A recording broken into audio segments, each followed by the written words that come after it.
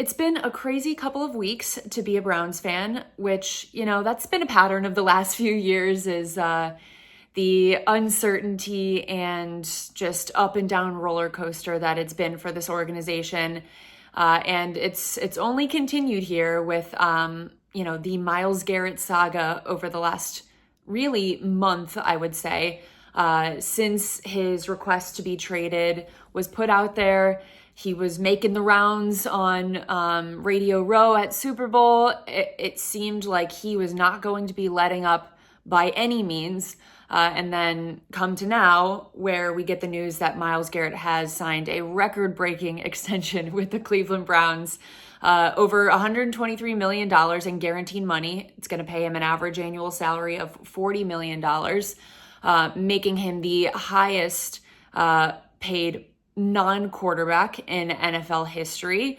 The Browns haven't confirmed all of the financial breakdown yet. I'm sure we'll get that in the coming days, but they did say that the contract extension was for 4 years, and like I said, a lot of money, record breaking for a non-quarterback to be getting this level of money, and very well deserved for the production he's had in his career. He's a Hall of Famer, so it does not shock me to see those dollar amounts associated with Myles Garrett's contract. I think through all of this, what really has confused me, I guess, is what his end game was in all of this. Because I think he's a smart guy. He has a smart team around him. He knew that it was going to be virtually impossible financially for the team to trade him this season.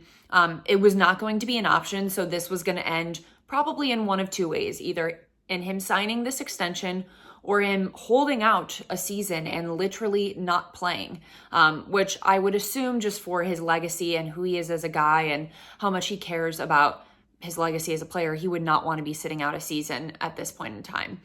Some of my questions around it, I guess, are, how involved were his agents at Clutch in all of this? It feels like they are such a player-driven agency and have always put a strong focus on that it would make sense that they were the driving force in a lot of what Myles was doing throughout all of this, really kind of putting the pressure on in the way that he was. But it still seems like just a strange strategy, knowing where the team was financially. What also confuses me about this is I don't think it was ever a question that the Browns were going to pay Myles Garrett whatever he wanted. I think, you can say a lot of things about Jimmy Haslam, and, I have said many of those things as well, but he is always going to pay the players what they are worth, sometimes more than what they are worth, as we have seen historically. He is not cheap. He takes care of them from a financial perspective. So I think that's where I'm stumped on where we landed with this and him getting this deal, because it's like, if that was the goal all along, I feel like you could have gotten that without having to go through all of the trade requests and all of those details for him to just kind of fold and take this deal. So that kind of leaves me to wonder, are there more conversations that have been happening in the last week or so since, things have kind of ramped up here to get to this point with the contract? Maybe some conversations with Andrew Berry took place that got Myles in a more comfortable spot with what the team's plan is for the future. Maybe whatever they have been laying out for him most recently made him feel better. Probably notably, I would say, a decision at quarterback. We still don't know what that's going to be as of my recording this. Who knows what's happening behind the scenes right now, but there has not been a free agency move for the Browns at quarterback. A lot of the options that have been talked about, the Justin Fields, the Sam Darnolds, no longer options anymore. Feels like all things are leaning towards the draft. So I don't know if Myles got more comfortable with whatever option the team is focusing on in the draft right now.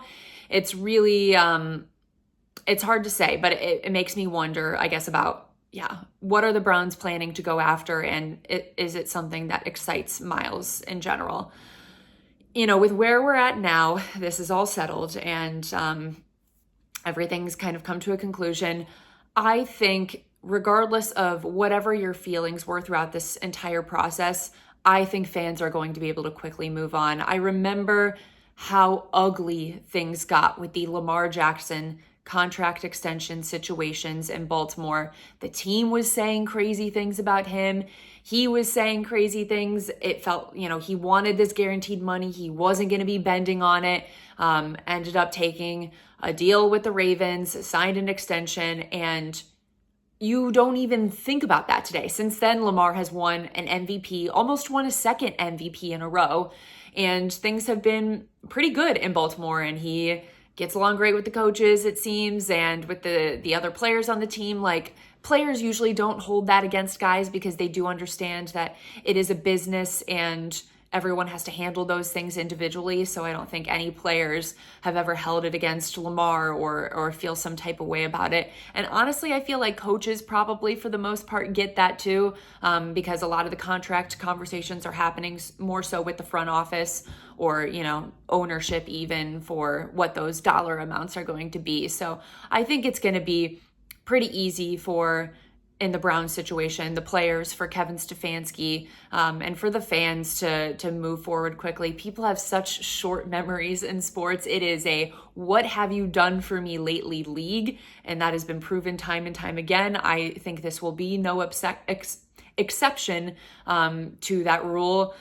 I'm personally not angry with Myles. I think I'm more just confused based on all of the things that I've listed out in this video.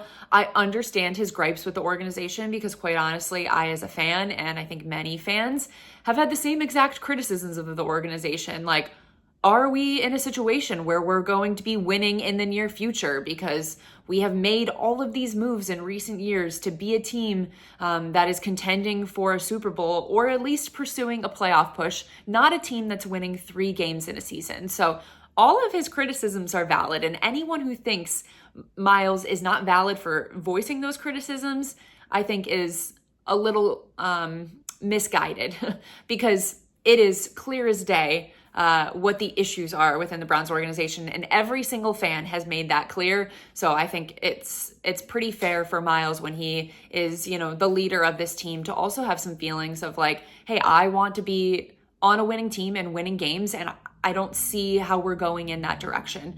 I think my confusion came for like the way it all went down and like what the end goal was, but not from what he was saying about the position that the organization is in right now. I think all that is a super valid opinion to have. I'm really interested moving forward to see what Myles' first statement is going to be. Does he just show up to a Cavs game courtside and everyone cheers for him? They put him on the Jumbotron. Everything is good and rainbows and butterflies now. Does he post a social media statement? Or does he not really say anything and kind of just lay low for a bit and just kind of start showing up again in, different situations? Obviously, eventually he'll have to answer for it in some type of, player availability media session where I'm sure there will be questions. So we'll probably have to wait for then to get maybe some more concrete answers from him. I'll be very interested to see what he has to say. I'm sure, he'll have prepared things, but curious if he opens up at all about what got him more comfortable to sign this extension, other than just being the highest paid non-quarterback in NFL history. That could be, hey, if that's a reason, fine, I'll take it. It won't totally add up to me, but I'll take that. So yeah, it feels good to have our Hall of Famer sticking around in Cleveland.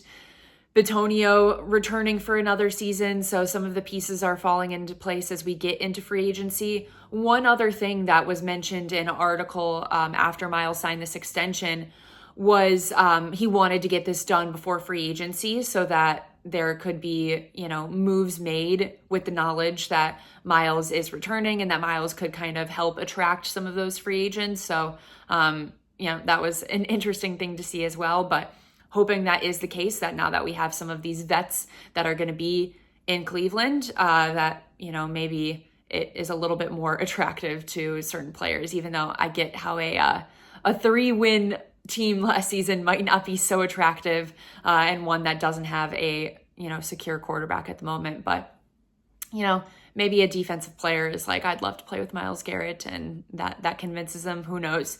We'll take what we can get. But yeah, those are most of my general thoughts on it. We'll see where things go from here. And as always, go Browns.